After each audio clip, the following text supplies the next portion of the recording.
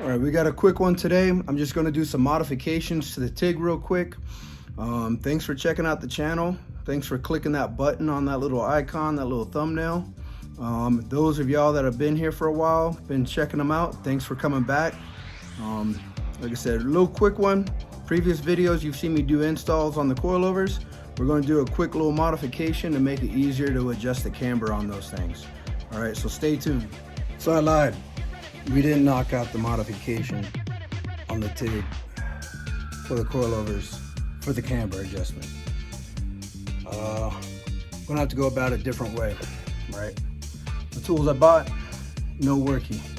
You either need a more powerful drill, other than this little M12 Milwaukee, or I'm just too stupid to figure it out. But I'll show you what I bought, what I meant to use, what I tried to use. Maybe if I had an electric drill, it'd probably work better.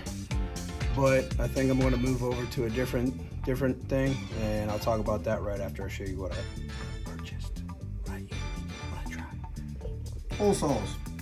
All right, we got a 3-inch, which would have worked perfect for the diameter I needed. And then I went and bought a 2.5-inch because I wasn't getting enough oomph out of the drill to get this to bite where I needed it to.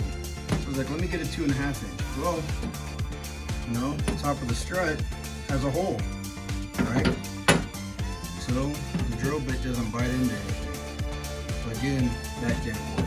So what I was doing is, if y'all know what the top of the strut looks like, I didn't take any pictures.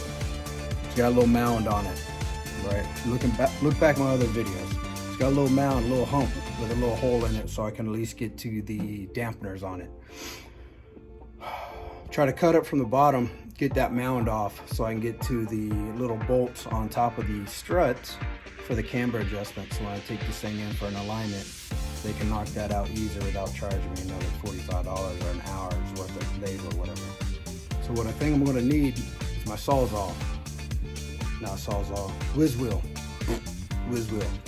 right? So then it goes up and whizzes around, circular saw on a blade, air saw, go in and then cut around, cut that little mound off.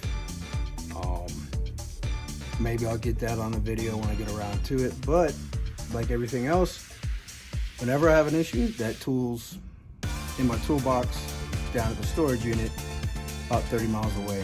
I ain't driving down to get it, right? It's 100+ degrees out here, good old El Paso. All right, so next time, maybe I'll finally get around to doing it, maybe not, but I'll post it. Next thing up for it is alignment. That's something to get fixed. Thanks for checking it out. Sorry it wasn't more to put out for you. Smash that subscribe button, that share button, ask a question, talk some smack on it, whatever. Let me know what you think.